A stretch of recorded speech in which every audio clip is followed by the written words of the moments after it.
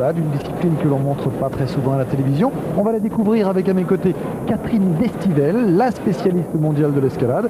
Et avant de s'intéresser à ces parois artificielles, Catherine, vous allez nous raconter ce que vous faites maintenant. Vous avez laissé tomber l'artificiel pour revenir dans la nature.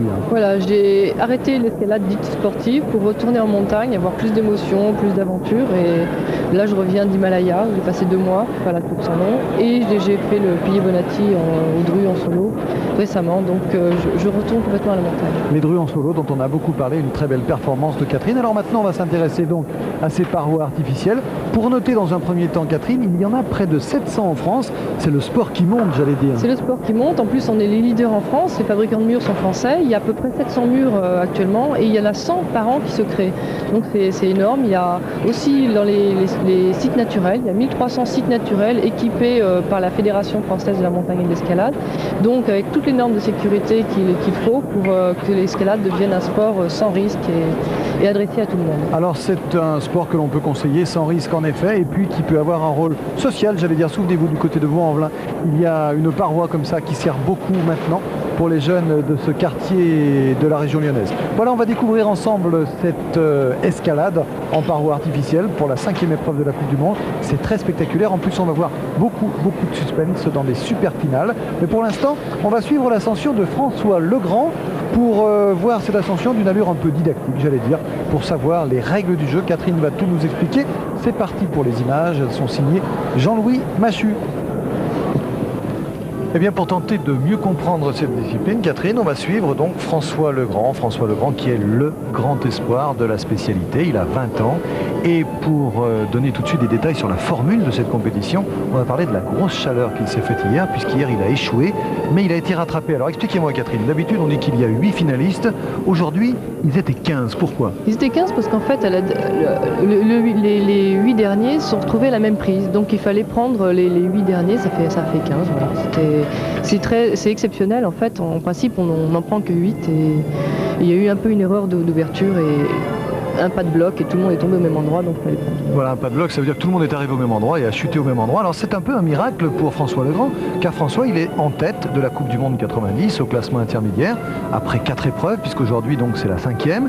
Il a 73 points et derrière lui on retrouvait Simon Nadine, Jerry Muffa, qui ont 46 et 43 points. Ça veut dire que rien n'est joué, puisque 25 points sont donnés aux vainqueurs de chaque épreuve. Ça c'était pour la formule. Alors tandis qu'on voit François Legrand passer la première véritable difficulté, on va parler justement des voies.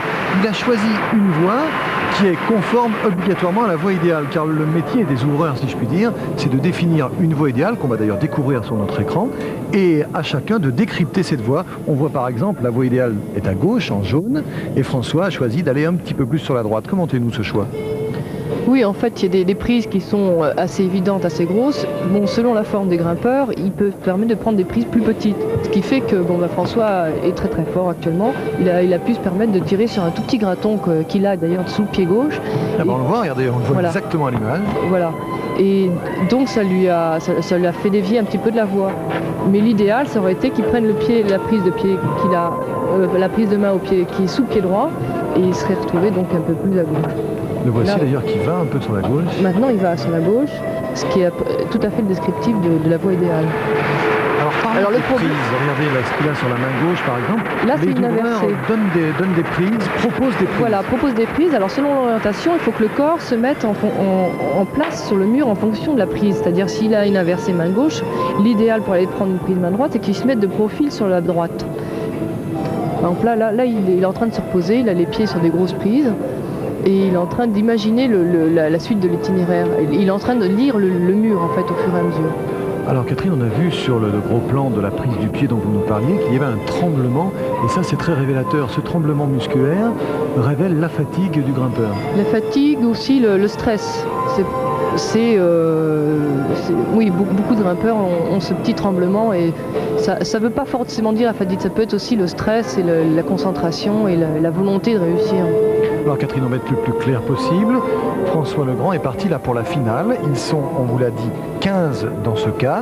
Et aujourd'hui, nous risquons d'assister à une super finale. C'est-à-dire que tous ceux qui seront à égalité, eh bien, on va les retrouver dans une super finale. Alors, l'ascension de François Legrand nous sert à vous expliquer mieux cette escalade, alors que le mur que vous découvrez sur la droite, le mur qu'on a vu à droite, est réservé aux jeunes filles, que l'on verra tout à l'heure, avec Isabelle Pâtissier notamment. Et là, ça va très bien pour François. Alors, moi, j'ai peur. Si c'est un peu trop facile, on va se retrouver encore avec 5 ou 6 c'est tout à fait possible. grimpeurs. Tout à fait possible. Il peut y avoir une super finale. Et dans la super finale, j'espère que les ouvreurs qui ont créé les voies vont faire quelque chose de suffisamment dur pour que tout le monde n'arrive pas en haut. Et alors si deux, par exemple, en super finale arrivent en haut, on les départage au niveau du temps. Ce qui est un peu dommage parce que c'est pas le représentatif de l'escalade en fait. D'accord. Alors François Legrand là est tout près du sommet, mais dans une passe qui vous semblait, lorsque nous avons repéré ensemble. Moi, ça me semblait être le crux, qu'on appelle le crux, c'est le passage clé en fait.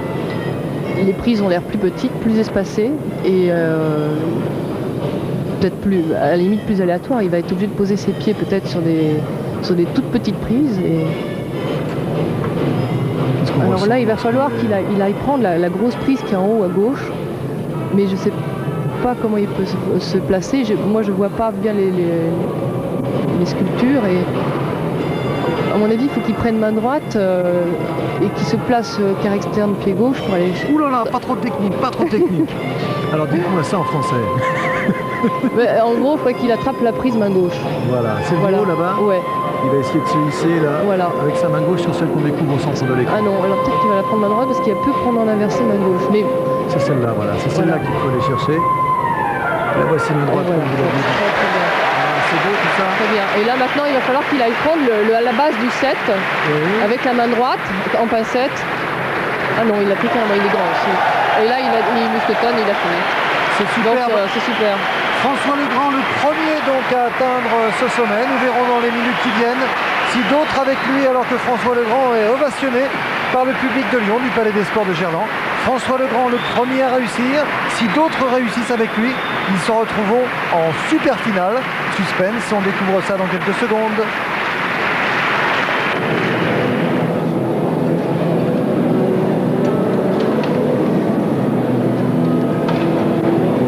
Et l'un de ceux qui peut troubler les plans de François Legrand, eh bien c'est lui, Ben Moon.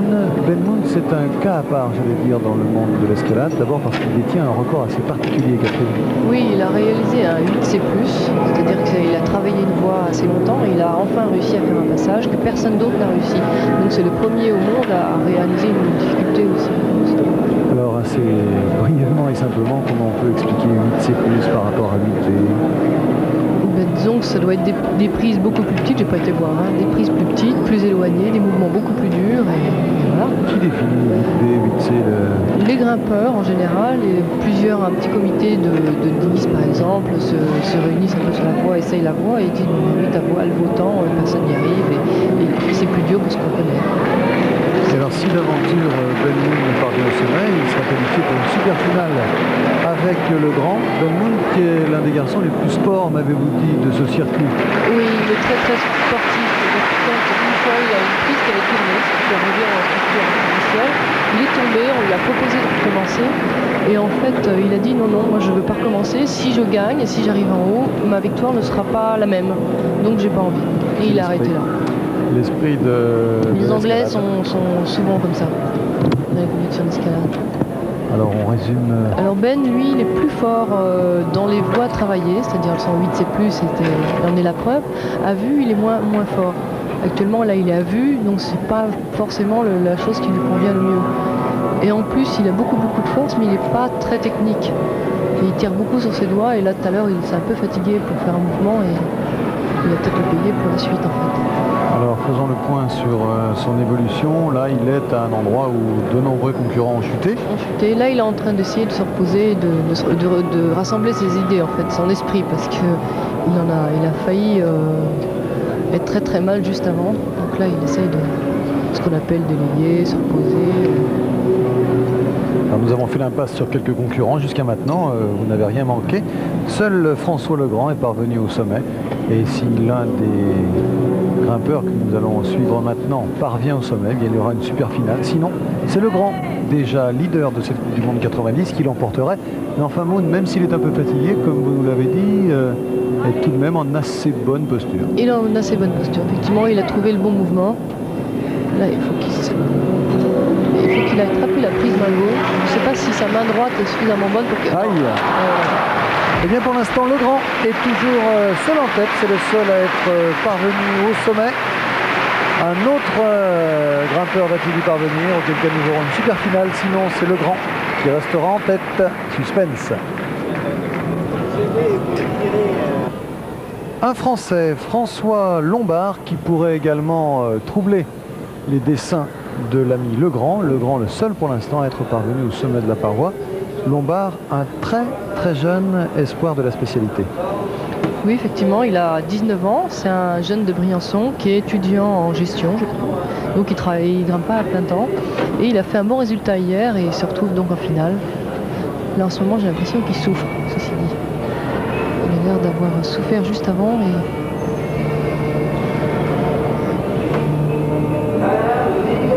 Là, il va falloir qu'il réagisse assez vite parce que je sens qu'il mon terme habituel, il commence à mûrir. Il a des ailes de poulet, ce qu'on appelle des ailes de poulet, c'est-à-dire qu'il a les épaules qui ressortent un peu en arrière parce qu'il commence à être fatigué. On voit qu'il est plus très loin du sommet. Qu'est-ce qu'il faut qu'il fasse là? Je crois qu'il ne sait pas trop ce qu'il doit faire. Il va falloir qu'il aille prendre cette prise là qui est juste sous le mousqueton suivant. Main gauche ou main droite, mais à la place où il est, il ne peut pas savoir quelle configuration a la prise. À sa place, vous feriez quoi là? On a vu en gros plan la prise, c'est juste au-dessus de sa main, là, celle qui est au-dessus. Il faudrait, voilà, la voici. Moi j'irais en quart externe, là je garderais sa main droite et je remonterais ma main gauche au-dessus. Mais ceci dit, je ne vois pas bien la configuration de la prise. Alors un détail qui est plus qu'un détail, il reste 2 minutes 40 secondes, c'est-à-dire que... Lui, il ne reste plus beaucoup de temps. Dans 2,40, ça va sonner. Voilà, dans 2,40, il faudra qu'il arrête. On va lui dire, bon bah top, t'as fini, t'as fait ton temps, t'as plus le droit de continuer. C'est assez frustrant parce qu'en fait, le grimpeur, il est dans l'effort, etc., il est concentré. Tout d'un coup, on lui dit, bah non, c'est fini. Et bon, les grimpeurs ont du mal à accepter d'être éliminés par le temps, en fait. Il souffre beaucoup. Oui, il souffre, mais il va falloir qu'il se lance là, voilà. peut-être de manière un peu désespérée. Je pense qu'il est fatigué et il faut qu'il fasse un blocage assez dur pour pouvoir attraper la prise suivante. Par rapport à la voie parfaite, on a vu sur la petite animation qu'il avait fait un petit crochet par la droite, ce qui justifie peut-être et explique surtout cette fatigue. Ouais. Ça va être difficile pour lui là. Là il va se lancer, mais ça va être difficile. Voilà. Allez. Donc c'est ce que j'avais dit. Et pourquoi pas? Et pourquoi pas? Et pourquoi pas? Ouais, non. Toujours François Legrand, donc le seul à être parvenu au sommet. Lombard a échoué, nous allons voir dans quelques secondes ce que réussit Simon Nadine, le Britannique.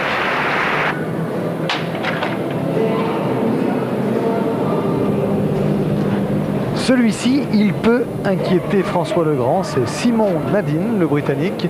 Il est tout simplement tenant du titre, il a remporté la Coupe du Monde 89. Alors Simon Nadine, il est très original, comme souvent les Britanniques dans cette discipline. Il a répondu, comme tous les compétiteurs, au questionnaire de l'épreuve. On lui a demandé le type d'entraînement qu'il préférait. Il a répondu boire de la bière parce que c'est facile. Et puis on lui a demandé également son poids. Il a dit je suis trop lourd. Alors c'est un garçon assez original qui a eu une petite déception sentimentale, Catherine. Oui, ces derniers temps, je crois que ça va pas tellement bien. Il n'a pas grimpé pendant 2 semaines juste avant cette compétition. Ce qui expliquerait qu'il est un peu fatigué là juste maintenant.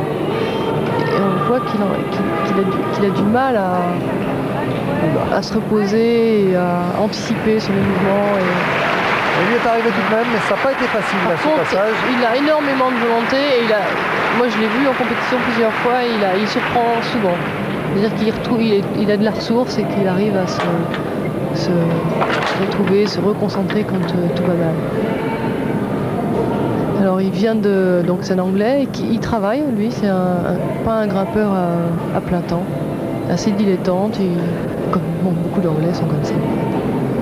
Mais c'est des gens très doués, très naturels. Lui, il s'entraîne pas beaucoup en musculation, il grimpe beaucoup, essentiellement de l'escalade. Il est là dans un passage difficile. On a vu que la plupart des concurrents avaient échoué juste au-dessus de cette position. Et lui, alors qu'il lui reste 2 minutes 30 seulement pour aller au bout, puisqu'on vous rappelle en fait, il se retrouve un peu dans le même cas que François Lombard, qui est resté 2 minutes 30 aussi. Il était au même endroit exactement. Alors qu'ils y sont. Est-ce qu'il a un repère de temps? Est-ce qu'il le sait qu'il lui reste 2 minutes? Non, peut-être que les gens qui sont sur les côtés lui soufflent, il te reste 1 minute ou il te reste 2 minutes. Mais il faut le faire délicatement parce qu'en fait ça déconcentre. Le fait qu'on annonce le temps, il dure 1 minute, on panique et puis on veut aller plus vite, puis c'est là qu'on risque de chuter. C'est là le passage le plus délicat en tout cas. On a vu, puisque pour l'instant seul François Legrand a réussi à passer ce cap. Et ça s'annonce difficile. Cortijo qui avait réussi à toucher la prise. Il a touché la prise, oui, mais il n'est pas passé pour atteindre le sommet. Et là, pour l'instant, ça ne s'annonce pas très bien pour Simon Nadine à 1 minute 40 de la fin de son ascension. Alors là, il essaye toujours de secouer les mains pour essayer de récupérer les avant-bras qui doivent être, comme on dit, daubés. Nous, on appelle ça dans le jargon de grimpeurs, on est daubés. C'est-à-dire que les avant-bras sont durs comme du bois et on n'arrive plus à tenir la prise, les mains qui s'ouvrent. Une sensation assez désagréable. Il vient de demander le temps justement au juge là. Alors on vient de le renseigner. 1 minute 15 maintenant. Donc il se dit, faut que j'y aille. Ouais. Donc il va tenter le tout pour le tout. Et c'est là généralement qu'on a des chances de mûrir, comme vous dites. Là, il va frapper une prise de bout de doigt. Un petit, je me demande comment il fait avoir. Il doit remonter le pied gauche plus loin. Ah, c'est beau ce qu'il est en train de faire. Là, il reste 1 minute. C'est le tenant du titre de la Coupe du Monde. Va-t-il réussir à arracher une place en super finale face à François Legrand? Il reste 50 secondes à Simon Nadine pour réussir. Voilà. Donc là, il faut qu'il remonte son pied gauche sur la prise, au-dessus, voilà. C'est fait. Là, qu'il se remonte son pied droit là et qu'il attrape la grosse prise qui est au-dessus. C'est fait, il va y arriver. Non, à mon avis, il est fatigué. Oh là là! Voilà. À 30 secondes de la fin, de toute façon, Simon Nadine est éliminé. Pour l'instant, c'est toujours François Legrand qui est en piste pour cette victoire. Il reste 2 candidats, Rabutu et Hirayama, le japonais, pour aller en super finale avec Legrand. Réponse dans quelques secondes. Et pourquoi pas une super finale franco-française avec Didier Rabutu, 2e de la Coupe du Monde 89. Didier qui pour l'instant, Catherine, nous fait très belle impression, il est là dans le surplomb et il pourrait bien rejoindre François Legrand en finale. Didier Rabutu qui lui a déjà 28 ans. Il a 28 ans, ça fait plusieurs... il a commencé les compétitions depuis 85, en fait depuis le début des compétitions, donc c'est un habitué. Il a l'air très très en forme aujourd'hui, il a l'air très concentré et pour tout ce qu'il a fait en bas, c'était facile pour lui. Et voici donc dans la 2e partie, alors qu'il lui reste plus de 6 minutes, il est bien en avance sur ses prédécesseurs. Et je vous rappelle, le règlement il est très simple, il faut arriver au sommet pour avoir droit à une super finale. Il reste 2 concurrents, Rabutu ici à l'image et le japonais Hirayama. Pour l'instant, seul François Legrand est passé, mais Rabutu paraît très facile à Catherine et jusqu'à maintenant elle ne s'est pas trompée. Oh, c'est beau ce qu'il fait là. C'est un ballet. C'est très beau. Il a l'air à l'aise, il a de la force, il est super concentré. Il est toujours très beau. De toute façon, quand il grimpe, il a beaucoup de souplesse et tout est délié. Le public de Lyon, plus de 5000 personnes dans ce palais des sports de Gerland. Et le public qui a l'air d'apprécier. Oui. Alors là, il faut qu'il négocie bien. Jusqu'à présent, il a eu beaucoup d'intuition. Il a trouvé à peu près du premier coup tous les mouvements. Son problème, c'est qu'il a beaucoup de force et que souvent, il prend des prises que les autres ne prennent pas et il se met des fois dans des impasses. Il tire sur une prise pour aller chercher une autre très loin et il y avait une solution plus facile et je ne choisis pas forcément la solution la plus facile. Alors pour nous changer un peu des basketteurs que nous suivons actuellement, on va quand même signaler que ce jeune garçon fait 55 kg pour 1m68. C'est très important le poids dans l'escalade. Complètement. Tous les grimpeurs qu'on a vus jusqu'à présent ne dépassent pas 60 kg pour 1m82. 60 kg, 1m82. Eh oui, c'est tous des insectes. Vous en connaissez beaucoup. Eh ben, tous les grimpeurs, c'est ça.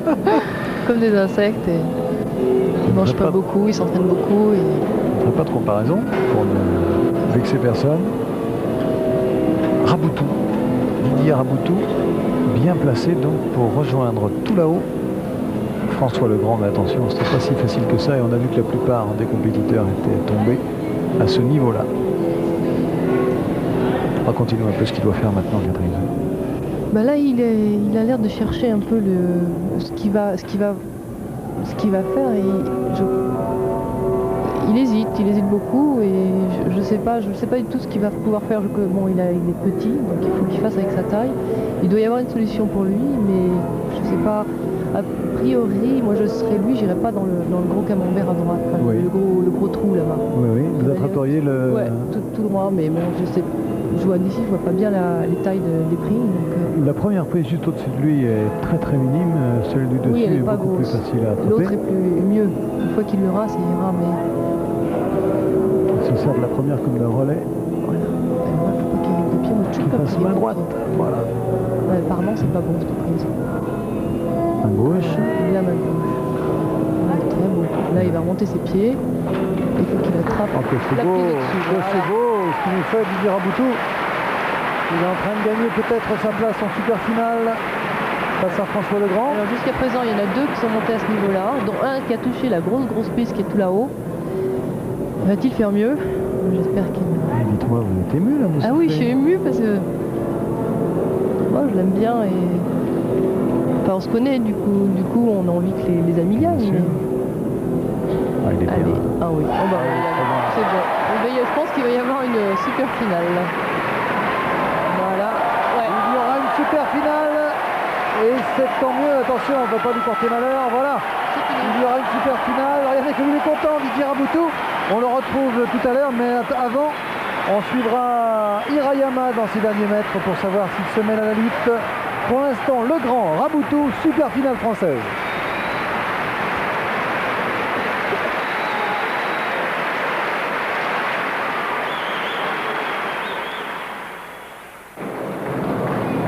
Et le troisième larron, bien ce pourrait être lui, donc Yushi Hirayama, le japonais, qui pourrait bien se mêler à la lutte pour la super finale avec Raboutou et Legrand. C'est assez bien parti pour lui, Catherine. Ah oui, il est très en forme en ce moment. Il a très bien grimpé dans le bas.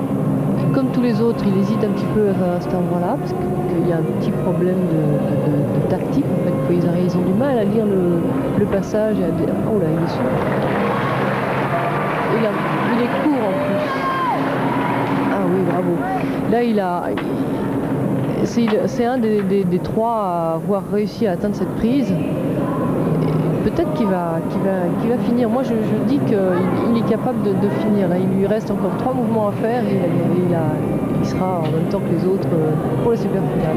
On voit que son parcours a été parfait. Il est tout près de la ligne idéale qui est tracée en jaune. Lui, il est en rouge. Et c'est vrai qu'il est bien près de gagner sa place en super finale. Il a une petite aile de poulet à gauche, mais enfin bon, ça... Une petite aile de poulet. Je rappelle l'aile de poulet, c'est quand on commence à être fatigué, il y a les épaules qui ressortent un petit peu. Mais là, il récupère bien, il est très entraîné. Donc, il est bien là. Voilà, donc il attrape la grosse prise. Oh là là. Eh bien donc, finale franco-française que nous nous proposons de suivre dans quelques secondes. Tant pis pour Hirayama, c'est Raboutou, Didier Raboutou et François Legrand que l'on retrouve tout de suite pour la super finale. Et la voici, cette finale entre François Legrand, ici à l'image, et Didier Raboutou. Legrand passe en premier, puisqu'il est passé également en premier dans la finale. C'est maintenant la super finale. Legrand est parti très rapidement, j'allais dire.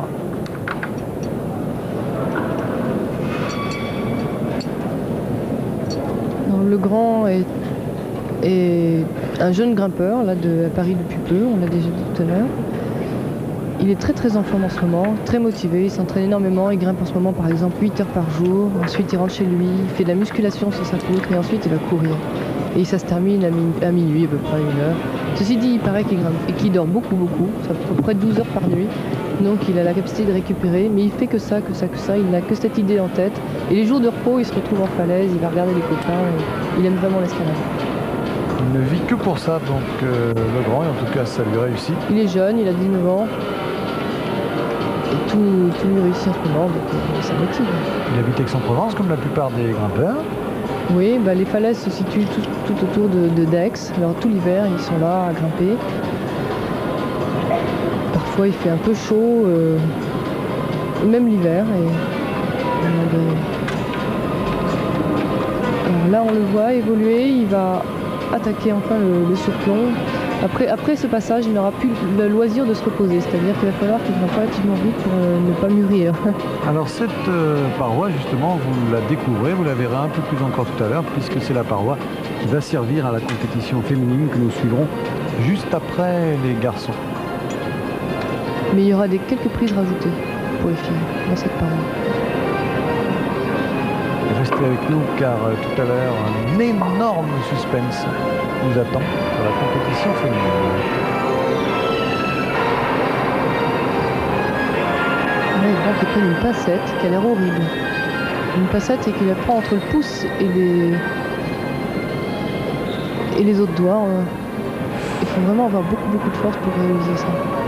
Ça n'a pas l'air de poser trop de problèmes. Non, ça a l'air minuscule. Oh là là, il est facile. Il est léger. Il mesure 1m78 pour 61 kg. Oui, c'est assez étonnant. Regardez, comme c'était cool.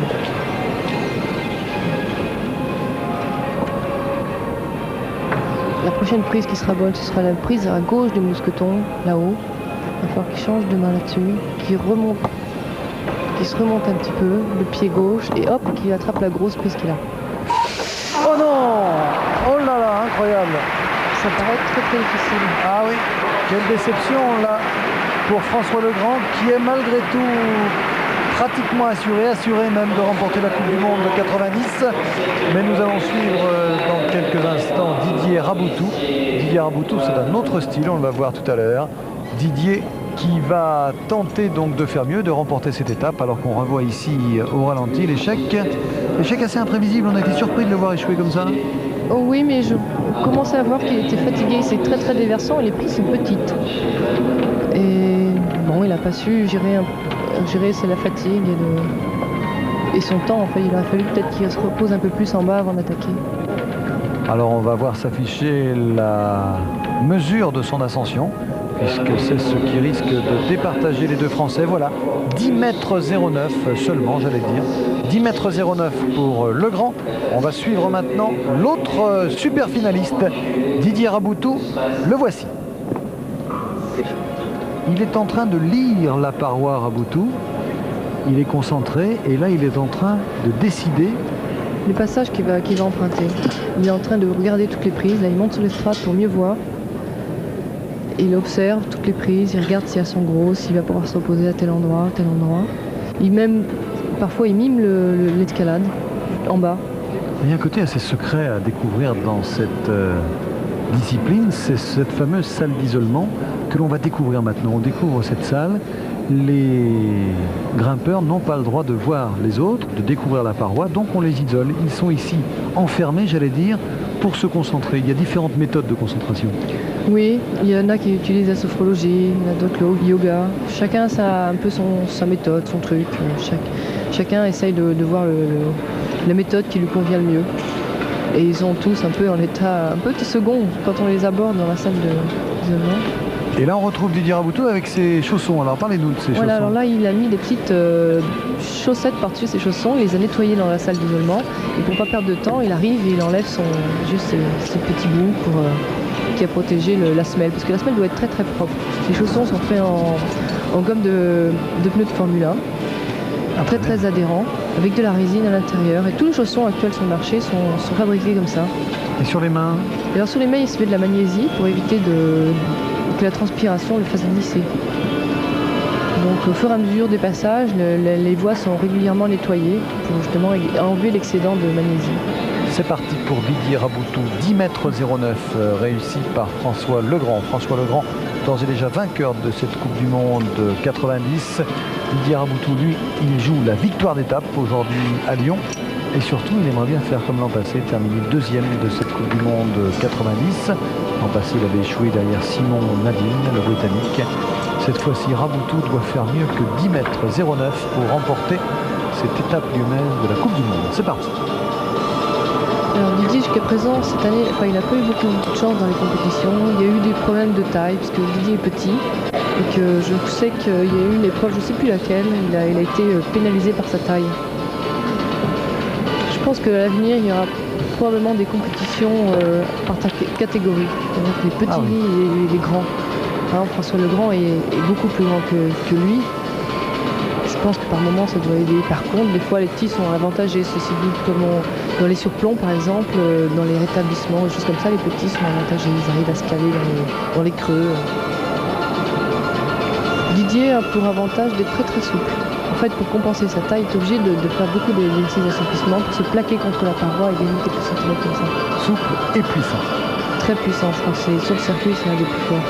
Au niveau force pure. Il est beaucoup plus facile pour l'instant que François.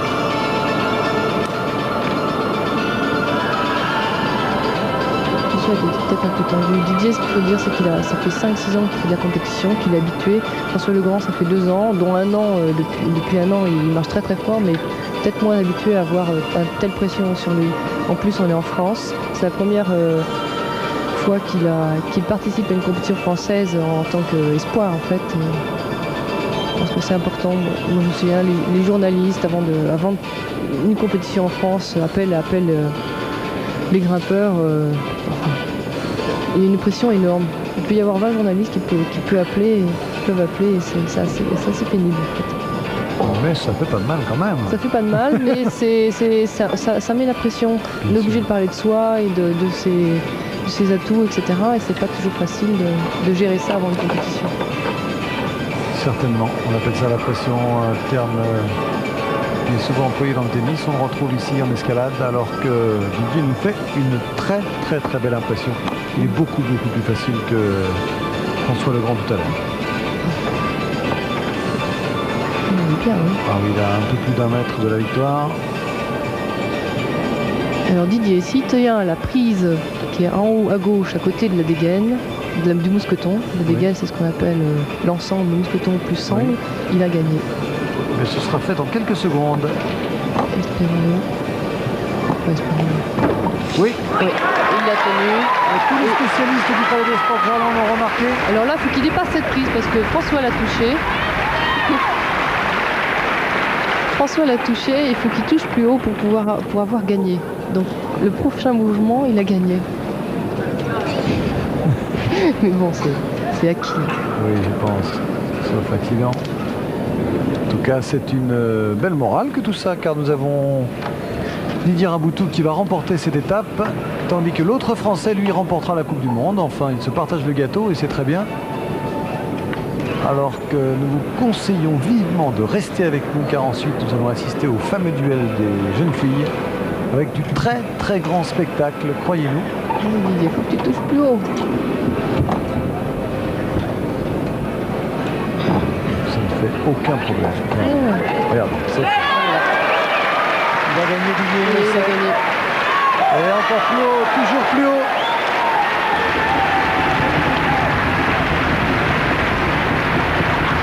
Voilà. Très belle démonstration. Alors là, il va essayer de se reposer. La prise est grosse. Donc là, il va essayer de décontracter les bras, d'observer la suite. Ce sont les juges que vous voyez à droite de la paroi, et un photographe également. On va faire des belles images pour le magazine. Et en fait, une victoire peut se faire à 2 cm près, même 1 cm. Les gens qui sont sur le côté de la paroi sont chargés de repérer le bout de doigt qui a touché la paroi en dernier, le plus haut possible. Un mot sur le classement donc de cette étape de la Coupe du Monde. Et bien sachez que Raboutou l'emporte devant François Legrand, 3e Cortijo, 4e Hirayama, le japonais. Nadine et Moon, les britanniques, sont 5e et 6e. Et Mero, l'italien, est 7e. Lombard, 7e également. Guesquier, 10e. Et il va aller au bout. Oui, Il va terminer en fanfare. C'est fait. Superbe victoire pour Didier Raboutou, le Français, vainqueur de cette étape de Coupe du Monde. C'était beau, c'était superbe. Et cette image l'est également. On retrouve maintenant pour notre plus grand plaisir les demoiselles. Ça va être tout aussi superbe.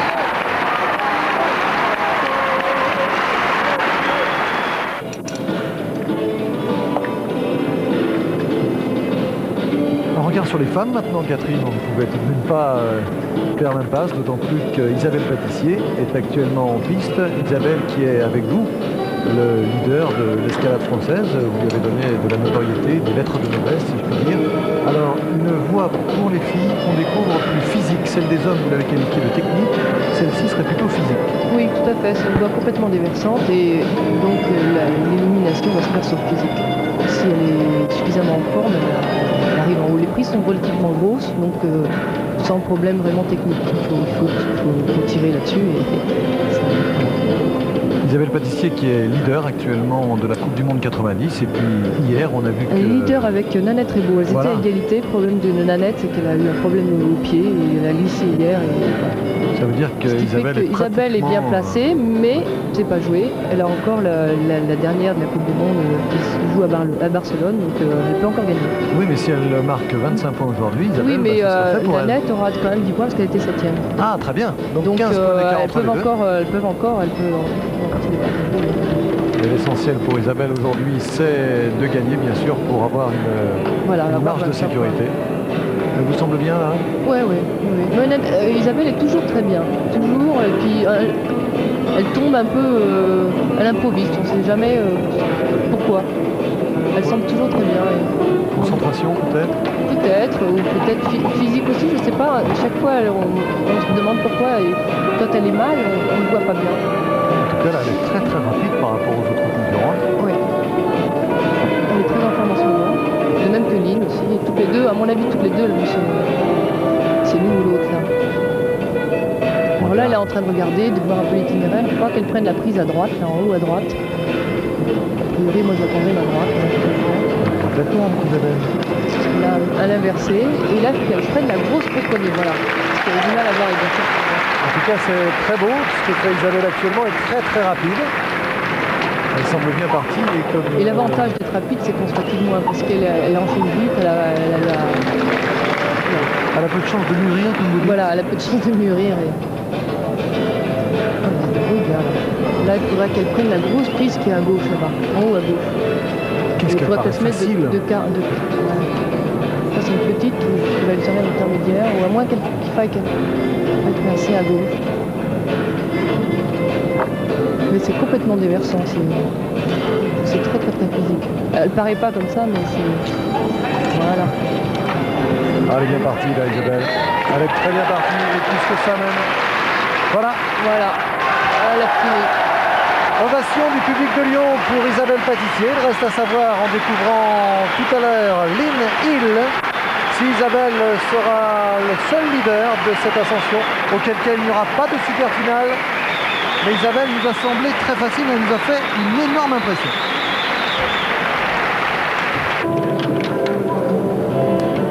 Eh bien, celle qui peut priver Isabelle Pâtissier du succès aujourd'hui, c'est cette jeune fille qui répond au nom de Lynn Hill et qui est américaine. Plus petite qu'Isabelle, et c'est un handicap pour elle. Complètement, surtout dans cette voie. Il y a beaucoup de grands blocages et il faut qu'elle aille chercher les prises très très loin à chaque fois. Mais bon, elle est très très en forme en ce moment. Jusqu'à présent, l'année dernière, elle a gagné presque toutes les compétitions. Cette année, elle est un peu moins motivée, j'ai l'impression. La dernière fois, à Nuremberg, elle a glissé à 20 cm du sol. Ce coup-ci, elle arrive en finale, mais c'est un handicap de taille. Mais elle est très très physique. La règle du jeu est simple. Si Lynn Hill ne parvient pas au sommet, Isabelle a gagné 25 points. Et si l'aventure Lynn y parvient, eh bien, il y aura une super finale. Alors, Lynn, contrairement à Isabelle, paraît toujours désespérée quand elle grimpe. Mais elle a beaucoup de réserve et elle surprend toujours. Elle a beaucoup de volonté, elle s'accroche. Vous avez vu Isabelle passer sur le même passage il y a quelques secondes, vraiment très rapidement, sans aucun problème. Et Lynn hésite, elle redescend, elle se replace. Ça risquerait de lui jouer un mauvais tour en super finale à cause du temps, bien sûr. À cause du temps, oui. Mais là, le problème, c'est qu'à rester longtemps dans ce grand surplomb, elle va se fatiguer aussi. Donc c'est un peu... Nous sommes un peu plus haut que la mi-pente. Elle est bien passée, plus laborieusement qu'Isabelle, vous l'avez souligné, Catherine, mais elle passe. Elle passe, mais elle est toujours comme ça. Moi, maintenant que je commence à la connaître un petit peu, à chaque fois, je suis très mal pour elle. Je m'imagine au même endroit et en fait, ça va. Robert Cortijo. parlez-nous de ce qu'il attend là, juste au-dessus d'elle. Alors là, elle va essayer d'attraper voilà, la prise en inversé, la prise bleue. Avec ça, il va falloir qu'elle prenne main droite, qu'elle prenne la grosse prise main gauche qui est à gauche du mousqueton qu'elle est en train de mousquetonner. Avec sa main gauche. L'idéal, ce serait qu'elle fasse ça.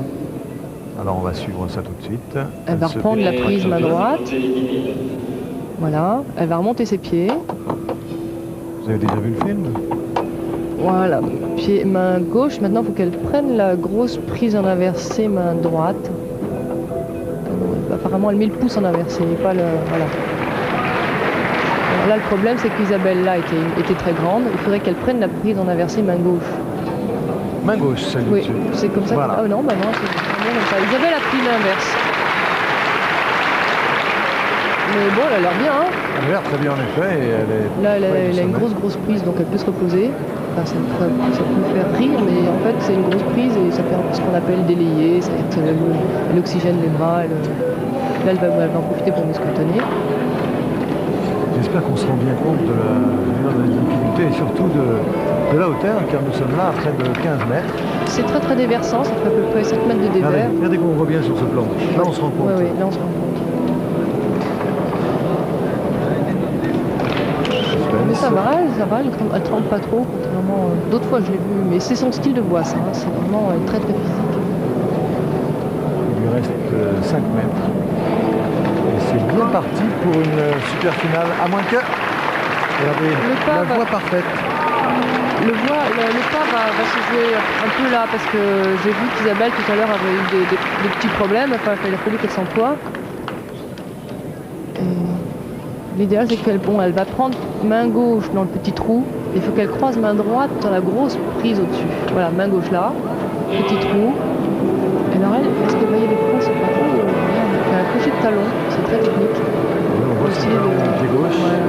Ça se passe pas très bien. Non, alors là, elle va essayer de se poser. Oh, elle est bien. Moi, je trouve qu'elle est très bien. Catherine, comment ça se passe pour Isabelle Baptissier là? Elle regarde, elle suit son adversaire ou elle est retournée dans la salle d'isolement? Généralement, vous faites comment? En principe, on retourne en salle d'isolement tant que tout le monde n'est pas passé. Parce qu'en fait, s'il y a une super finale, la super finale risque de se passer dans la voie des hommes. Et elles n'ont pas le droit de regarder. Mais la voie des hommes qui sera un peu modifiée. Mais bon, il ne faut pas qu'elle découvre non plus les grosses prises clés. Ah. Elle est petite. Elle est pas mal partie là. Ah, c'est fait. On va assister à une super finale. Il y a une super finale. Pour notre plus grand plaisir, super finale tout à l'heure, oui. Entre Isabelle Baptissier et Lynn Hill, par la magie de la télévision dans quelques secondes. C'est bien.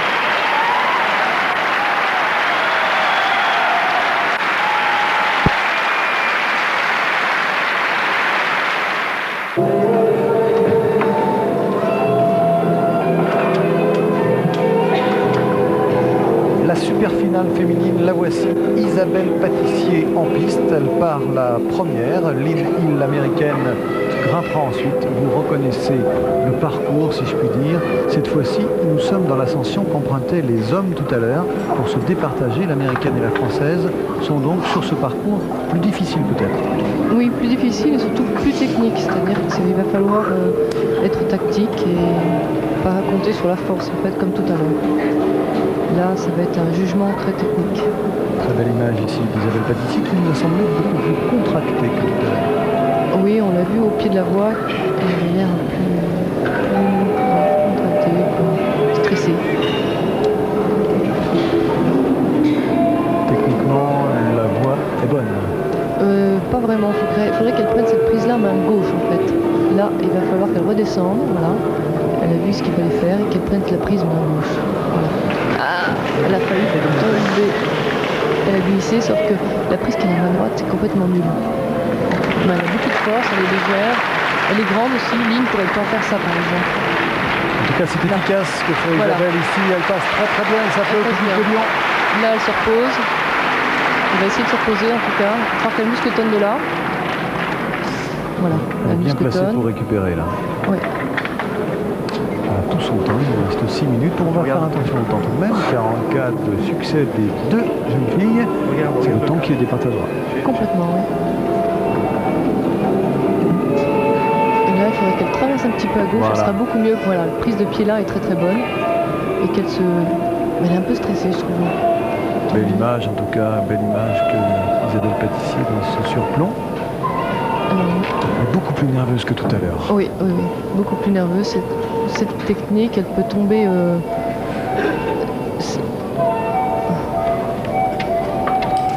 Tout à l'heure, elle semblait facile, elle semblait danser avec la paroi. Là, c'est un peu plus laborieux. la pression y est plus, elles sont deux, il va falloir se départager. Lynn est très en forme. Il y a un silence dans cette période Elle d'histoire. habite Lyon en plus, donc c'est sa ville. Lynn? Non, mais Isabelle. Ah bon. Isabelle, il va falloir qu'elle... En plus, passer dans une voie de garçon aussi, c'est toujours un peu... Il y a un challenge en plus. Ouais, Que c'est dur, mais ça passe. ça passe. Elle change de pied. Il faut qu'elle se rétablisse et qu'elle s'asseye sur sa jambe gauche pour se reposer. Oula, que c'est... Mais elle a énormément de force. De toute façon, Ah oui, elle doit- quelle puissance, que c'est beau tout cela. Avec exactement la moitié du temps, là, 5 minutes pour Isabelle. Alors là, c'est là que les hommes ont eu des difficultés, on s'en souvient Voilà. tout à l'heure, on va voir Il y si avait elle un a passe- plus de Alors là, il réussite. faut qu'elle sache, faut qu'elle se repose un petit peu. Il ne faut pas qu'elle aille trop vite. Souvent, le défaut d'Isabelle, c'est d'aller un peu vite. Ah, mais bien. On voit sa voie en rouge par rapport à la voie idéale en jaune, elle est passée en dessous, dans la diagonale. Mais c'est même plus une séquence sur son résultat. Ah, elle est facile. Ah non! Elle n'avait peut-être pas complètement récupéré, alors on va s'intéresser. 13 mètres 74 pour Isabelle Pâtissier. Isabelle qu'on va voir chuter ici. Votre analyse technique, Catherine, pourquoi? Mais en fait, elle a vu qu'elle commence à tomber, elle a jeté un peu désespérément sur la prise. Mais comme Isabelle a toujours l'habitude de grimper très vite et on ne sait pas quand elle va tomber. 13 mètres 74, c'est donc la mesure que l'on retiendra. Pour l'instant, nous suivons Lynn Hill, l'américaine. La voici, l'américaine Lynn Hill, née en 61, l'américaine qui peut battre Isabelle Pâtissier. Isabelle Pâtissier créditée de 13 mètres 74 dans le surplomb. C'est pas trop mal parti pour l'américaine, Catherine. Jusqu'à présent, elle va très très bien. Là, sauf que là, je ne sais pas pourquoi, mais elle ne fait pas du tout comme les autres. Elle a pris la prise main gauche, main droite, et pas du tout l'arrête. C'est étonnant. Oui, c'est surprenant ce qu'elle nous fait là. Il va falloir attraper main gauche là-haut. Ouh là là là là là. Ouh là là là là là. Elle est Qu'est-ce qu'elle nous petite. fait? C'est la seule, Ah, c'est étonnant ce qu'elle vient de faire là. Et ça plaît beaucoup au public de la Lyon. seule à avoir fait ça. C'est absolument... C'est ahurissant. Les spécialistes qui nous suivent, et on sait qu'ils sont nombreux, doivent bien rigoler. Ah, c'est étonnant ce qu'elle nous a fait. Dites-moi par rapport à Isabelle, Isabelle s'est arrêtée où exactement? Isabelle s'est arrêtée de 3 mètres au-dessus quand même. Donc là, il faut qu'elle se repose. Elle est petite, elle a l'habitude de se reposer. Elle est bien plaquée. Et elle essaye de décontracter. On va atteindre les 10 mètres là en effet, alors que tout à l'heure. Par contre, ce que je ne voudrais pas, c'est... Bon, tout le monde a applaudi. Et j'espère qu'elle va pas penser qu'elle est passée plus haut qu'Isabelle. Et oui, Et vous avez raison. psychologiquement, peut-être que ça peut jouer. Expliquez-nous ça, Catherine. Les compétiteurs sont dans une salle d'isolement, ils ne savent rien. C'est-à-dire que Lynn ne sait pas ce qu'a fait Isabelle Pâtissier. Non, elle ne sait rien du tout. Elle ne sait rien. Elle est arrivée lorsque Isabelle est passée. Elle a dû entendre des applaudissements, mais elle n'en sait pas plus. Elle ne sait pas du tout où elle était tombée. Elle sait qu'elle est tombée parce qu'elle a dû entendre la déception du public, mais ça s'arrête là. Oh, que c'est difficile, là, elle est revenue. Elle est en difficulté là. Non. Non. On ne sait pas trop ce qu'elle C'est va vrai faire. qu'elle faisait un peu l'aile de poulet.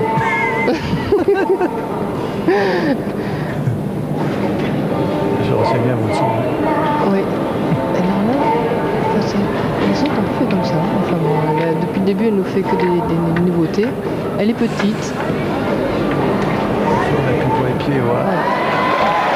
Donc elle a la prise, là, elle est sauvée. Il va falloir qu'elle fasse un regroupé. Pied gauche. Voilà. Alors là, elle va nous jouer le grand écart, ou la grenouille, comme on dit. Elle va se reposer. Voilà. Ah non, elle est trop courte. Pour battre Isabelle Pâtissier, il faut qu'elle aille encore plus haut que cela. Oh là, elle est très souple. Hein. C'est incroyable. Là, il va falloir qu'elle musquetonne. Pour le moment, dans le classement général, elle n'est pas très bien placée. Elle a eu un moment de démotivation cette année. Oui, elle a exactement 18 points de retard sur Isabelle au classement général. Le leader aujourd'hui marque 25 points, le deuxième 20, donc elle peut reprendre 5 points. Ça veut dire que tout sera encore possible dans l'ultime étape de cette Coupe du Monde. Mais pour ceci, il faut déjà battre Isabelle. Pour l'instant, elle a réalisé 11,98 m, Lynn. Il faut qu'elle passe à 13,74 m. Suspense. Eh oui. Mais Lynn est toujours déconcertante. Elle arrive toujours à récupérer dans un endroit impossible. Elle a une volonté de faire. Et pour la faire lâcher, il faut vraiment qu'elle soit très mal, très fatiguée. Quelque chose qu'il faudrait souligner, c'est qu'elle est là sur la paroi réservée aux hommes, on l'a dit tout à l'heure, et que ça peut être une motivation pour elle que de prouver aux hommes qu'elle est allée plus haut qu'eux. Alors Lynn adore les challenges, elle adore battre les garçons, et c'est une grande motivation pour elle, en plus de battre Isabelle si elle peut, mais son problème c'est qu'elle est très courte, c'est la plus petite du circuit. Et les ouvreurs sont obligés d'ouvrir, de créer la voie en fonction des petits. Et ce que j'espère, c'est qu'ils ont pensé à Lynn qui pouvait passer dans cette voie, parce que c'est la plus petite. 1,57 m. Lynn Hill, l'américaine de New York. Alors, il faut passer encore 2 prises, je crois, pour égaliser avec Isabelle. Oui, 2, même 3. Isabelle a jeté sur la grosse normalement. Qu'est-ce qu'elle avait fait, Isabelle? Oui, il faudrait qu'elle stabilise sur celle qui est à gauche de la grande cavité. Elle a fait exactement pareil, Isabelle. Là. Elle a pris la prise au-dessus. Ce que j'espère, c'est que Lynn s'est bien reposée. Il ne reste que 2 minutes à Lynn, attention.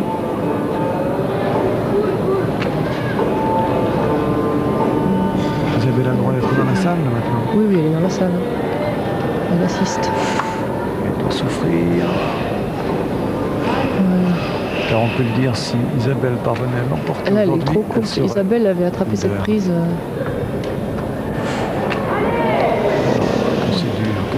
Que c'est dur.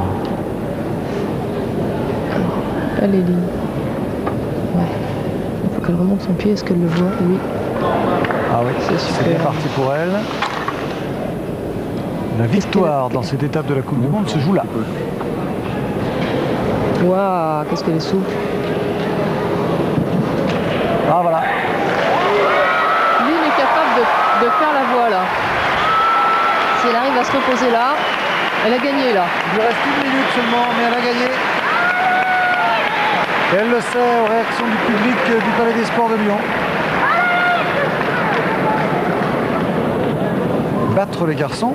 Et il y en a quand même, il faut rappeler qu'il y en avait 15 et qu'il n'y en a que 2 des garçons. Vous l'avez vu tout à l'heure, qui avaient réussi à passer cette paroi.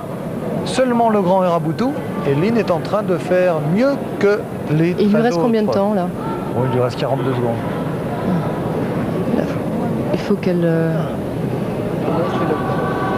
Peut-être qu'ils vont la laisser finir. De toute façon, elle a gagné puisqu'elle est là à 13,77 m. Lynn, elle est courte là, elle est cuite. Elle va toucher là-haut. Ah non. C'était un geste à la désespérée. Et elle a réussi à accrocher. Il reste 20 secondes. Vite. Voilà. 20 secondes, il reste 17. C'est fait. C'est fait. Victoire de l'américaine.